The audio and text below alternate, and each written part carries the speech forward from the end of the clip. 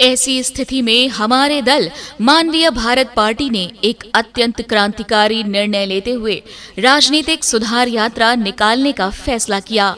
हमारी राजनीतिक सुधार यात्रा के 3 मूल उद्देश्य हैं। पहला, जागरूक करना।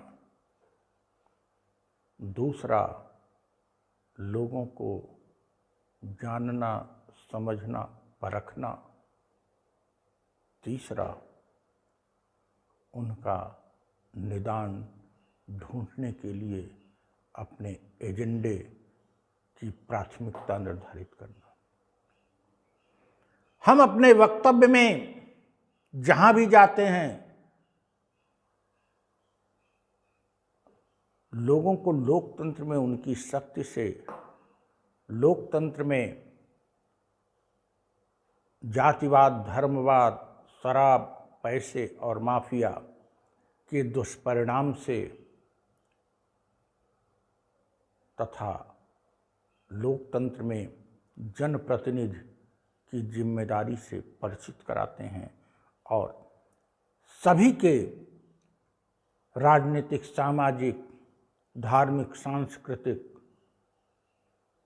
आशंकाओं का निवारण करने की कोशिश करते हैं। हमारा दूसरा पार्ट है, हम गांव-गांव, कस्बे-कस्बे जाकर बच्चों की मुस्कान, नौजवानों के चेहरे, बुजुर्गों के शरीर पर झुर्रियों, महिलाओं के संकोच, गरीबों, शोषितों और महिलाओं की कही और अनकही बातों के यथार्थ को समझने और परखने की कोशिश करते हैं। और ऐसा करके जब शाम ढलते ढलते हम लौटते हैं तो हम अपने मस्तिष्क में जो हमारे अंदर समझ आई है, उन समझ के अनुसार उसके निदान को ढूंढते हैं, अपनी प्राथमिकताओं का चयन करते हैं और सुबह उठते ही फिर वही प्रक्रिया शुरू हो जाती है। यह सिलसिला 2 सितंबर 2021 से शुरू हुआ है। जाने कब तक चलेगा, जब तक कि राजनीतिक सुधार के मायने और राजनीतिक सुधार के परिणाम जनसामान्य में दृष्टिगोचर नहीं होते। जय इंसानियत। और 2 सितंबर 2021 से यह राजनीतिक सुधार यात्रा शुरू हो गई। इस यात्रा से हम देश की आवाम को राजनीतिक पराभव के कारण विभिन्न क्षेत्रों में आई गिरावट से परिचित करा रहे हैं। विशेषकर किसानों, मजदूरों की दुर्दशा, शिक्षा, स्वास्थ्य, रोजगार, गरीबी, भ्रष्टाचार और इन सबसे बढ़कर नैतिक मूल्यों के गिरते स्तर के बारे में बता रहे हैं, समझा रहे हैं। को भी मैं टिकट दूंगा, उसको यहां जवाब देने आना पड़ेगा हर 6 महीने पर। अगर जवाब देने नहीं आएगा तो उसको पार्टी से निकाल के बाहर करूंगा।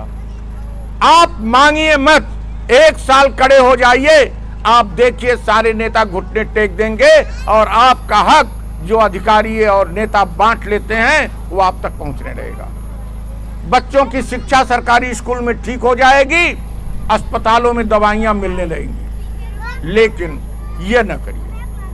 हम बस यही कहने आए हैं, न मेरे सामने न किसी के सामने, क्योंकि आपकी गरीबी मांगने से नहीं दूर होगी। आपकी गरीबी इनकी शिक्षा से दूर होगी, आपकी गरीबी रोजगार से दूर होगी और आपकी गरीबी आपको आपका हक मिले इससे दूर होगी। यही हम चाहते हैं। हमसे कुछ पूछना चाहें तो पूछ लें आप लोग। राष्ट्रीय अध्यक्ष के अतिरिक्त मानवीय भारत पार्टी के अन्य पदाधिकारी लगातार गांव-गांव, कस्बे-कस्बे जाकर जनसंपर्क अभियान के तहत सबसे बात करके कर रहे हैं राजनीतिक जागरण का काम।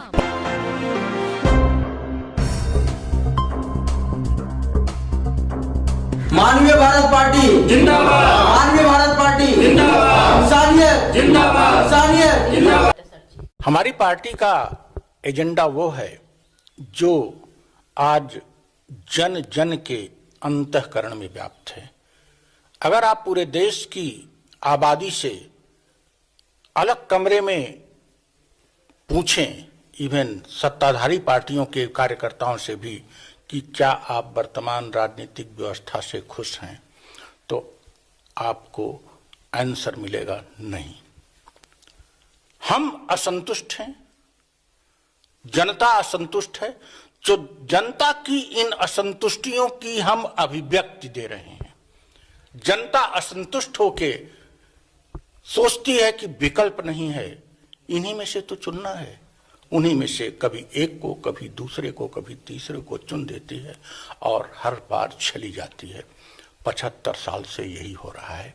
ऐसी स्थिति में हमारा मूल उद्देश्य है जनता के अंदर जो भावना है उस भावना को एक्सपोज कर देना, उस भावना को बाहर कर देना और जनता को बताना कि नहीं, आपकी भावनाओं को हम अभिव्यक्त दे रहे हैं, आप आइए और बदला जा सकता है।